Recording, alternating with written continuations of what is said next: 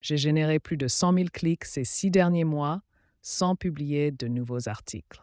Cela signifie que tout le trafic que j'ai eu ces 6 derniers mois vient du fait que je surveille et mets constamment à jour mes articles grâce à 2 automatisations. Et la première automatisation sert à analyser les performances de mon site pour savoir précisément si j'ai perdu du trafic ou si un site a gagné en audience. Mais il y a toujours des pages qui ont clairement perdu en performance avec le temps. Et je les trouve généralement en allant dans Performance, page par page. Et au passage, ce rapport entier est aussi généré par un workflow N8N. Je vais aussi mettre le lien vers ce workflow et la vidéo dans la description, et je vais le mettre en avant tout de suite. Et disons que j'ai vu que j'avais perdu un peu de trafic. Donc, par exemple, ici, vers cette période, j'ai eu un pic, puis ça a chuté de plus de 50% dans les jours suivants. C'est à ce moment-là que j'ai su qu'il fallait que j'optimise à nouveau mes articles. Puis j'ai consulté ce rapport, vérifié les performances par page, cherché les moins performantes, ainsi que celles ayant perdu en visibilité. Par exemple, ici, on voit les moins performants. Ici, j'ai perdu environ 47% et les clics plus de 30%, et ainsi de suite. Et là, je sais exactement quelles URL je dois optimiser. Et c'est là que ce workflow intervient. L'équipe SEO IA s'occupe de l'optimisation pour moi à cette étape. Comme vous pouvez le voir, nous avons beaucoup d'agents IA conçus pour des tâches spécifiques.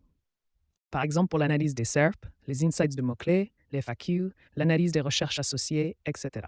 Et le résultat final, c'est un document Google Docs. Et pour vous montrer 2 exemples, car ce processus peut aussi optimiser n'importe quel article dans n'importe quelle langue. Voici un rapport que j'ai généré à partir de ma page d'atterrissage. Donc cette page est l'entrée, et voici le résultat final que nous obtenons du workflow.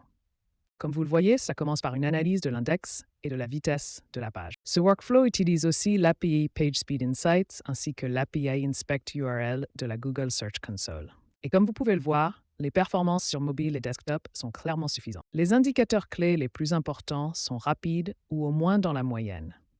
Remap, donc pour moi, je n'ai pas besoin d'optimiser cette page techniquement. Le chapitre suivant comprend une analyse d'article. Cela commence par l'analyse du titre, de la métadescription, des titres, puis du contenu, avec les 100 premiers et les 100 derniers mots. Et l'analyse complète repose aussi sur des données réelles.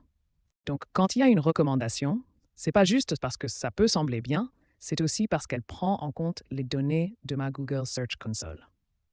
Ou disons que j'ai activé l'export en masse pour récupérer les données de la Google Search Console dans une table BigQuery, ce qui me permet d'exécuter des requêtes SQL pour identifier la performance de base des mots-clés, et ainsi de suite. Et ensuite, à l'étape suivante, nous aurons une analyse de la SERP qui correspond à cette partie ici en haut. Nous allons donc obtenir les résultats SERP pour mobile, desktop, recherche associée, FAQ, et nous aurons aussi une analyse approfondie de chaque concurrent classé pour un mot-clé donné dans les premiers résultats. Et voici à quoi ça ressemble. Cela commence aussi par une analyse des titres des meilleurs résultats, puis il analysera les extraits, puis il tentera de deviner quel pourrait être le mot-clé principal des pages qu'il détecte. Il analysera les mots-clés de longue traîne, ainsi qu'une analyse Ngram pour chaque concurrent. Ensuite, il fusionnera les données et vous donnera les mots les plus courants utilisés dans tous les meilleurs résultats. Dans le chapitre suivant, nous faisons une analyse de mots-clés. C'est la partie où l'on analyse les performances avec BigQuery. Comme tu peux le voir, il n'y a pas beaucoup de données ici, mais je vais aussi te montrer un autre exemple où cette partie est plus complète. Puis viennent les recommandations, basées elles aussi sur les données fournies aux agents IA. Et voici, selon moi, la partie la plus importante.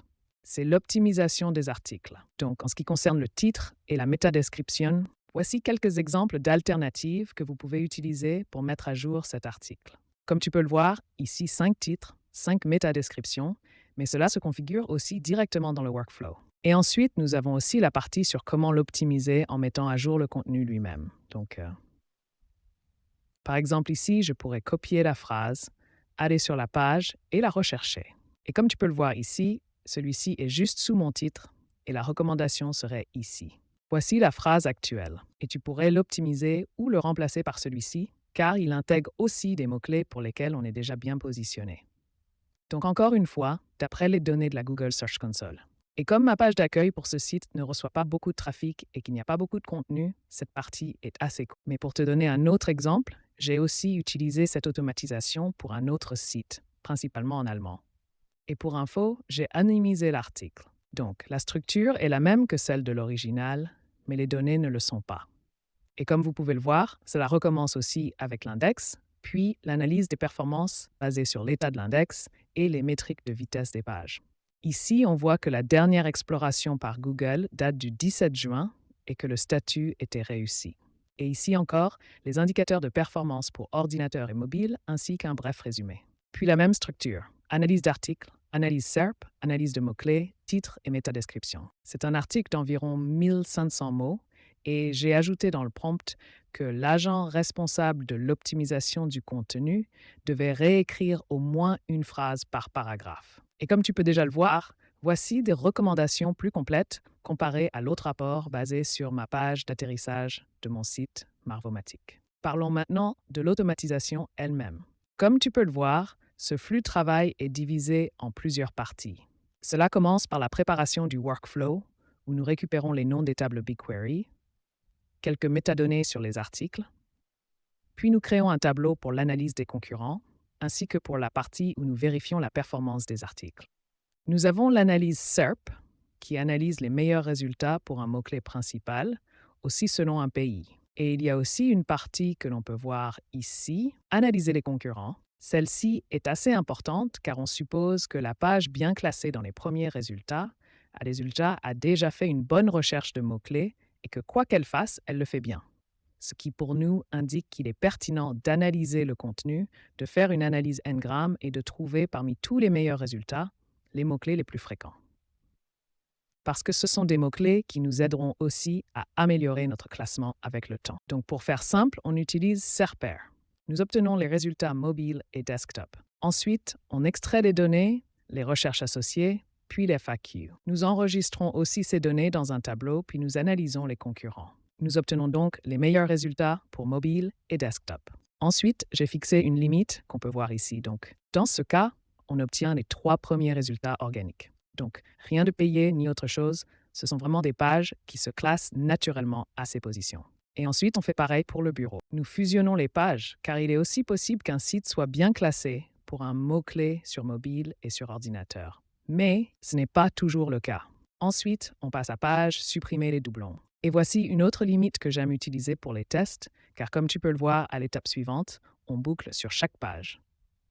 Ensuite, on récupère le contenu en utilisant CrawlCat.ai. Extraire les informations les plus importantes, puis les transmettre à OpenAI qui fera l'analyse n-gramme pour nous. Et comme tu peux le voir, j'utilise le modèle GPT-4 Omni-Mini qui est assez économique. Donc même en analysant 10 résultats, ça coûte pas cher. Mais si tu veux remplacer ce modèle par un autre, peut-être plus coûteux, il est toujours judicieux de fixer des limites, sinon tu risques d'utiliser plus de jetons que prévu. Et après l'analyse, nous enregistrerons aussi ces données dans un tableur. Voici la partie où nous récupérons des données externes utiles pour nos agents IA à l'étape suivante. Mais avant de transmettre les données à l'équipe qui optimisera l'article, nous vérifierons aussi si la page est indexée et sa vitesse de chargement. La vérification de l'index est importante, car si la page n'est pas indexée, elle ne générera aucun trafic. Et si une page est vraiment lente, surtout sur mobile, c'est aussi un signe qu'il faut optimiser. Parce que si votre page est bien classée dans les premiers résultats, mais que quelqu'un clique dessus et doit attendre 5 secondes, il partira probablement, ce qui est un très mauvais signal pour Google. Et dans la plupart des cas, ils vont vous rétrograder par rapport à avant.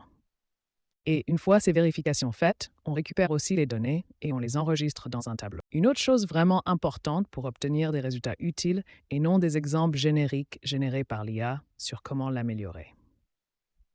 Nous devons analyser la performance de la page donnée en fonction de la période temporelle. Donc, par exemple, ici, si on regarde le nœud pour la performance de base, on a un tableau avec un seul élément qui correspond à la page d'atterrissage. Et j'ai défini la plage de date ici, voyons voir, sur 21 jours. Nous comparons donc les 3 dernières semaines avec les 3 semaines précédentes. Et ces 3 dernières semaines, j'ai eu 48 clics contre 4 de la période précédente. J'ai donc clairement perdu en visibilité sur cette période. Ensuite, on analyse la répartition des positions par mots-clés. Et comme vous pouvez le voir ici, nous n'avons pas beaucoup de données car ma page d'atterrissage ne cible pas beaucoup de mots-clés, sauf ma propre marque. Mais si tu utilises cette optimisation, comme je l'ai montré ici, dans un autre exemple, pour un article qui reçoit ou que j'ai reçu récemment plus d'impressions, de clics et qui se classe aussi pour plus de requêtes, alors dans ces requêtes clés principales, tu auras une chaîne séparée par une virgule. Et la première partie est toujours le mot-clé. Et ensuite, entre parenthèses, on a la position donc. Dans ce cas, mon site Marvomatic se classe en première position sur Google pour le mot-clé Marvomatic. Et ces données sont importantes car elles nous aident à identifier les mots-clés faciles à exploiter, ceux pour lesquels nous sommes déjà bien positionnés. Et j'ai constaté que si tu es déjà bien positionné dans le top 15 ou top 10 sur Google pour certains mots-clés et que tu les ajoutes intelligemment à ton article, tu pourras probablement aussi te classer parmi les premiers résultats pour ces mots-clés. La prochaine étape consiste donc à analyser les meilleures opportunités ainsi que la performance des mots-clés ciblés. Par exemple, ce nœud va aussi vérifier la performance des mots-clés que tu cherches à positionner. Donc, à côté du mot-clé principal, nous avons aussi des mots-clés cibles, séparés par une virgule. Et si vous êtes bien positionné pour ces mots-clés, vous les trouverez dans ce nœud, avec des données comme les clics, les impressions, la position, ainsi que la date, qui sera aussi importante pour l'équipe SEO. En effet, lorsqu'ils mettent à jour le contenu, ils doivent garder à l'esprit que notre objectif principal reste de se classer pour les mots-clés que j'ai mentionnés ici. Donc, bien sûr, le mot-clé principal, ainsi que nos mots-clés cibles. Et une fois l'analyse des performances terminée, toutes les données seront aussi enregistrées dans un tableur.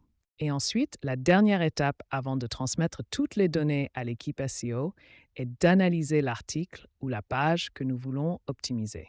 Ici, nous récupérons le contenu de l'URL, qui dans ce cas est ma page d'atterrissage. Puis on extrait les données les plus importantes des articles.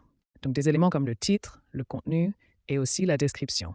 Et c'est aussi pour cela que ce flux de travail peut te fournir des exemples comme celui-ci. Voici la partie qui est exactement comme ça sur la page, et voici la recommandation de le remplacer par celui-ci ou celui-là. Et une fois la préparation terminée, nous fusionnerons ici toutes les données. Et comme tu peux le voir, nous avons des données pour les FAQ des recherches associées. Ici, c'est vide car il n'y a pas encore de recherche associée au FAQ pour le nom de ma marque. Mais si on optimisait pour meilleurs outils de gestion de projet, il y aurait sûrement des recherches associées et des FAQ. Ensuite, nous avons la répartition de la position de performance de base, les données d'entrée de l'article et du workflow, comme les mots-clés cibles, les mots-clés principaux, le pays et la langue. Comme je l'ai dit, ce workflow peut aussi optimiser n'importe quel article, dans n'importe quelle langue, ainsi que les données d'indexation et de vitesse de page. Avant de regarder l'agent lui-même, il est important de comprendre que tout le processus est à nouveau divisé en différentes parties. Tout commence par la traduction. J'ai donc défini ici les instructions pour chaque agent, donc l'invite système ainsi que les instructions, c'est-à-dire l'invite utilisateur. Et avant de commencer toute analyse de données ou optimisation de contenu, la première étape est de traduire toutes ces consignes dans notre langue cible. Et comme vous pouvez le voir ici, j'ai configuré quelque chose pour l'analyse SERP et l'analyse Ngram, ainsi que pour l'agent qui fera l'analyse de performance des mots-clés, et ainsi de suite. Et une fois que nous aurons la traduction des requêtes utilisateurs et systèmes, nous commencerons l'analyse des données. Car sans données pertinentes ou vraiment adaptées, liées à notre article, alors l'optimisation du contenu est plutôt mauvaise, donc pas vraiment utile du tout. Et les premiers agents sont responsables de l'analyse de la SERP. Ici, j'utilise GPT 4.1 Mini parce qu'il est un peu meilleur que GPT 4 Omni Mini et Tool Calling. Ce n'est pas parfait, mais c'est pas cher et ça fait le boulot. Et par exemple, ici, la sortie serait une analyse des titres des extraits des concurrents, du mot-clé principal, des mots-clés longue traîne, ainsi que de l'analyse Ngram. Et une autre chose avant de passer aux autres agents, c'est vraiment important, le parseur de sortie structuré. Comme tu peux le voir, chaque agent possède son propre analyseur de sortie structuré, ce qui est essentiel si on veut obtenir quelque chose de fiable. Car j'ai constaté que si tu travailles avec les agents, ou en général avec les grands modèles de langage. Et si tu as par exemple un prompt, cela ne signifie pas que ce prompt renverra toujours les mêmes résultats ou la même structure, ce qui peut être une des raisons pour lesquelles quelque chose peut échouer. Pour donner un exemple et clarifier un peu, imaginons que tu veuilles analyser des données et que l'agent suivant reçoit des données structurées comme ceci et que tu veux analyser le titre de l'analyse. Donc cette clé, et si elle n'existe pas, la sortie sera nulle ou le processus va planter. Et c'est pour cela que chaque agent a son propre analyseur de sortie structuré avec une structure prédéfinie que j'ai créée manuellement, car j'ai aussi essayé sans, mais ça n'a pas du tout fonctionné. Parfois, ça fonctionnait, mais la plupart des optimisations échouaient, car la sortie des grands modèles de langage variait toujours par rapport à avant. Revenons donc aux agents. Nous avons parlé de l'analyse SERP, et nous avons aussi un agent qui s'occupe de l'analyse des FAQ et des recherches associées. Celui-ci est chargé d'analyser les performances et génère des données comme les mots-clés principaux, secondaires, ceux à inclure dans les titres, ainsi que ceux à mentionner dans les FAQ. L'agent suivant analyse la performance des mots-clés que nous suivons. Il va donc vérifier leur position passée, ainsi que les clics, impressions et autres métriques, puis te donnera des recommandations pour savoir s'il vaut vraiment la peine d'essayer de se positionner sur ces mots-clés en ce moment. Ou s'il est plus judicieux de passer à un autre mot-clé, car tu as plus de chances de bien te positionner avec celui-ci. Et l'agent suivant est chargé de l'analyse de l'article. Et comme tu peux le voir, il analyse le titre, la métadescription, vérifie les titres, le résumé du contenu, ainsi que les 100 premiers et derniers mots, car les 100 premiers sont essentiels pour accrocher le lecteur. Et généralement, vous avez la dernière partie de votre article ou page d'atterrissage, ce que vous optimisez en appel à l'action. Il vérifiera donc s'il est possible d'optimiser aussi ces parties de ton article. Et toutes les données importantes pour l'optimisation du contenu sont enregistrées dans ce nœud de fusion. Et il contient des données comme l'analyse des verbes, les FAQ, les recherches associées, l'analyse des mots-clés, le résumé du contenu, et ainsi de suite. Donc, toutes les données déjà analysées par ces agents. Et ensuite, pour l'optimisation du contenu, nous commencerons par vérifier la vitesse de chargement de la page, ce qui est assez simple car cela utilise directement les données issues de l'API PageSpeed. Une API d'inspection. Et ensuite, nous avons aussi un agent dédié qui va créer les titres et les métadescriptions, suivi selon moi l'agent le plus important, l'optimisation du contenu. Et c'est aussi la partie où tu trouveras des informations sur le chapitre, dans lequel il est recommandé de remplacer les phrases actuelles par l'une de ces alternatives. Et, une fois que ces agents auront terminé de collecter toutes les données importantes pour le rapport. Par exemple, ici, nous avons les clés de l'index, de l'analyse de la vitesse de page, de l'analyse d'articles, et ainsi de suite. Nous aurons besoin du résultat du formateur. Celui-ci contient les instructions pour créer un rapport HTML. Et la raison pour laquelle cela fonctionne si bien, c'est que les données d'entrée sont structurées, chaque clé représentant un titre. Et comme vous pouvez le voir ici, nous avons l'analyse de l'index et de la vitesse de la page. Et c'est aussi pour cela que nous avons ici l'index des titres et l'analyse de la vitesse de la page, ce qui rend ce rapport final plus fiable. Et la dernière partie, donc ici, le rapport est déjà prêt à l'emploi, mais il n'est pas encore enregistré quelque part. C'est pourquoi on convertit d'abord les données en chaîne base64, puis en fichier HTML, avant d'enregistrer finalement le rapport sur Google Drive. Voilà, c'est tout pour le workflow. Juste pour te faire un rapide résumé, nous allons récupérer des données définies dans la feuille Google, comme les noms des tables BigQuery et les métadonnées des articles. Et nous créerons aussi une nouvelle feuille Google que nous utiliserons pour stocker l'analyse des données. Ensuite, nous analysons les meilleurs résultats sur Google, y compris chaque concurrent.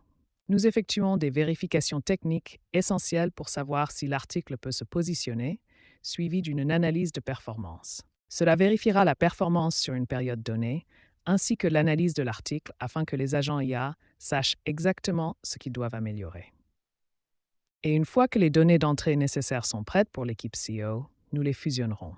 Ensuite, chaque agent a sa propre tâche pour rendre le résultat plus fiable et pouvoir utiliser un modèle aussi économique que GPT-4 Omni-Mini. Parce que si tu combines plusieurs de ces agents, le résultat ne sera clairement pas aussi bon qu'il l'est actuellement, car il arrive souvent que le grand modèle de langage oubliera quelques éléments et ne fera pas non plus une analyse approfondie, comme tu le ferais si tu avais une tâche spécifique. Ensuite, on fait la mise en forme pour pouvoir consulter le rapport dans Google Docs ou au moins de manière structurée, et nous n'avons pas à deviner la mise en forme. Et une fois que tout fonctionne, nous enregistrerons le rapport dans Google Drive.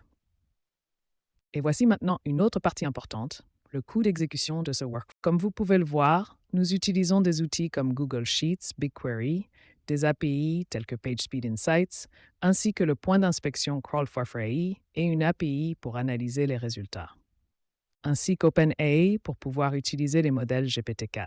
Et le bon côté, c'est que Google Sheets est gratuit jusqu'à une certaine limite, tout comme le point d'inspection et le test de vitesse de page. Ces points d'accès sont également gratuits, mais avec des quotas.